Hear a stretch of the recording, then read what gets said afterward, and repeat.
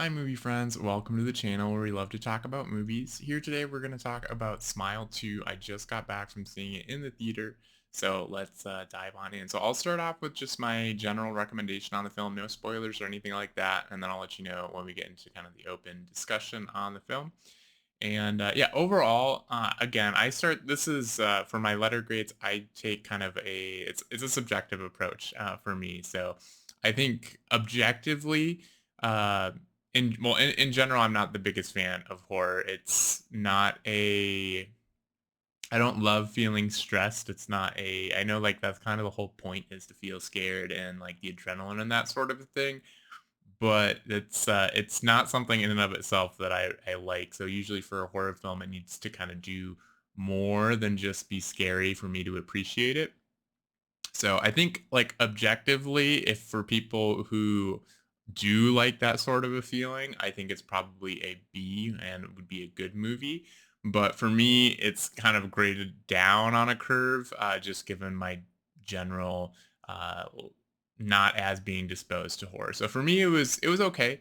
I think there were elements that I liked, but overall, like the stress that I went through did not over like outweigh the or it kind of equaled the good things that I liked about the film. So that kind of came out as a uh mixed sort of bag. It was a fun experience though. I did go with a friend and I do like seeing horror films a lot better with friends. I think I tend to be like a little less scared if I'm with other people. I think that's an element.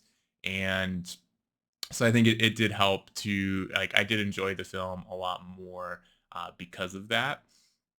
And yeah, it was but yeah, so that's I think the I didn't like it as much as the first Smile, I think. I'd have to go back and check my rating for that one, but if I remember correctly, it's been a couple years. I think I gave that one a B. Like I think that did enough. But this one, I think it came down to the third act. I think if they had done the ending better, I might have rated it higher. I think the first two acts were in the B category for me.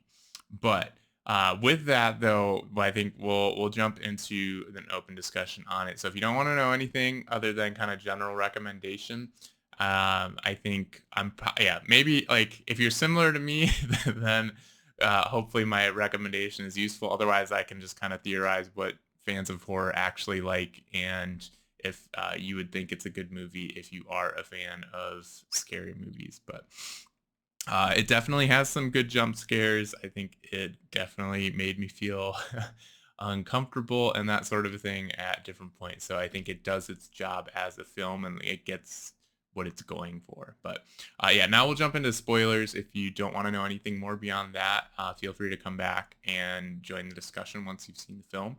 But with that, yeah, so I think the specifically for the third act, anytime a movie it's hard for me to enjoy a movie if it ends on a note which is basically the whole movie has been like what's played out in somebody's head and it's not actually real. Like so a lot of the critiques that I would have had, like I would want to comment on how it's yeah, it's interesting to see or things that I would be inclined to comment to is like the relationship that the main character has. I think her name is Riley. If I is that right? I forget. But the main character with her mom, like her mom is very much a helicopter parent. She's like overly nice, sort of fake smile, like I've given up my whole life for you, which is like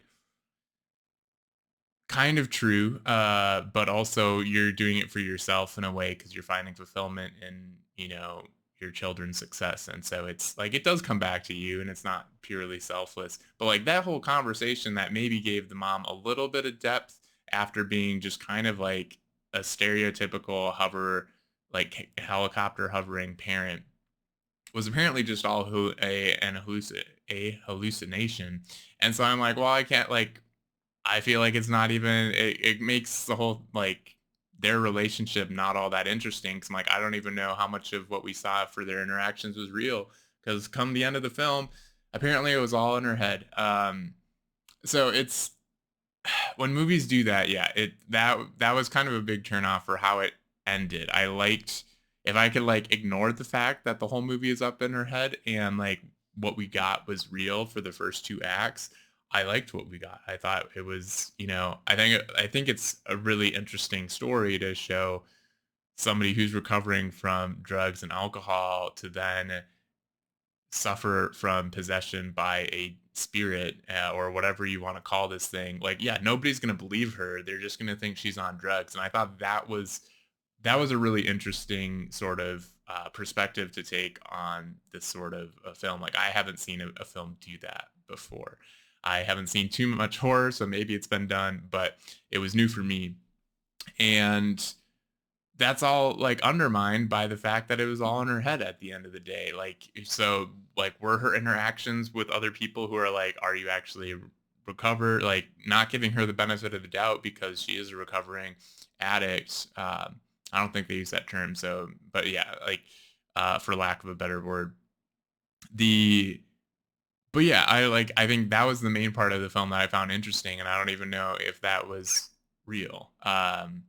Maybe that's not the point. Like, the point is, like, that's still an experience that she had, and, like, I guess that's kind of interesting, but I don't know, it just loses some gravitas, I think, when you do that. So, I didn't love that aspect of it, and yeah, I think I don't remember the first one a whole lot, but I remember the 3rd act where they pulled out this, like, you actually saw the physical manifestation of this spirit, and they did the same thing with this film, and I think it, similar to the first one, kind of weakened. Like, I think it ends up being a weak sort of ending. Like, I don't think you necessarily need that sort of a physical embodiment of this, what's like a psychological monster.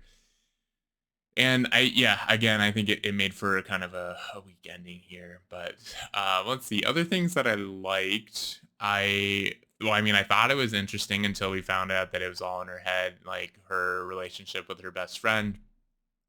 And yeah, I don't know. It's also, I think I mean, I went back and forth between being like the main character's just doing stupid things, like nobody would ever act that way, but like, I'll give it that because it's a horror film, and that's just how a lot of, it's a stereotype for a reason, because that's kind of an easy way to make horror films work. But I think they did enough, though, which I thought was good, to explain it. Like, yeah, she didn't call 911 right away when she saw her friend kill himself because um there were drugs at the scene, and she's like, that's going to destroy my career. And so, the fact that she's under a spotlight means that she can't really, like, you're going to process that differently. And so, I thought that was enough for me to kind of suspend belief or not have that criticism as much as I would otherwise. So, but yeah, it was like weird. I'm like, I feel like you're hallucinating all the time at your apartment. Why are you going back there by yourself? That just seems crazy to me. And things like that, where, yeah, I don't know. It was interesting again until, like, it was, I don't know what was real and what wasn't, but the mom just, like, not even listening to her when she's like, I'm not in the headspace for going to that children's event tonight. And then it turned out horribly. Like, I don't know how they didn't try to stop her sooner when she was clearly off script. And, like, she dropped the ball, like, once and then again and then worse and worse and worse. I'm like, how is nobody stopping her? Like, where is her PR team?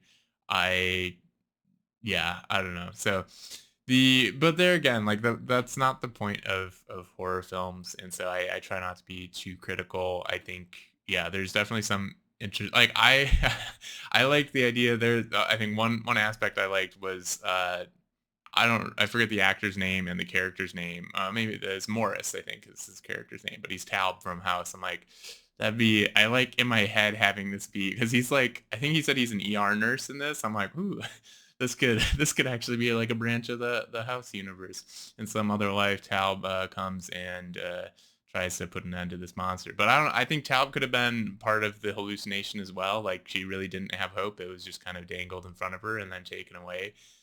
Like, I think if my brother suffered from that sort of a thing and I found out all those details, I would stay away from anybody else who had it, and I wouldn't try to basically kill them and be the only person in the vicinity, because if that could probably go south, and even though he's gonna try to bring her back, what if she dies for real and then he's there and the monster transfers to him? I think the theory is it only transfers if the person kills themselves, but that's just a theory. I would stay well away from that, seeing what that was. I think, but I mean, I also get being like, oh, I want to take a shot at trying to end this thing, but it also didn't make a whole lot of sense why he's like, let's meet at a bar. I feel like he'd be well enough aware of her situation and not ask her to meet at a bar. So that leads me to kind of believe that that was also just part of her hallucinations or whatever. Um, but yeah, definitely though a disturbing film. It's crazy how like creepy it is when people smile the way people smile in these smile films. Um, but yeah, those are kind of my thoughts. Yeah, I liked kind of the atmosphere of this following like a pop star. I thought that was kind of fun, and the elements that that brought to the film. And I thought like all the actors, I think, did a great job. So yeah, I think it's yeah, I don't know. It was it's a mixed bag at the end of the day, but I think that's most of what I can think of to say on the film or just my thoughts. I think I'll still continue to process it. I'm like still like 15 minutes removed from finding out that most of the movie was just a hallucination. So still gonna sit with how I feel on that. But right now I'm feeling like it's a mixed bag. But I'd love to hear your thoughts though on the film if you had a chance to see it. Did it work overall for you? Are you generally a fan of horror? That I'd definitely be curious. I mean, either way, if you are or aren't, and if you did or didn't like this film. But yeah, share your thoughts in the comments down below. Otherwise, as always, thanks for watching, and I hope you have a great rest of your day. We'll catch you in the next video.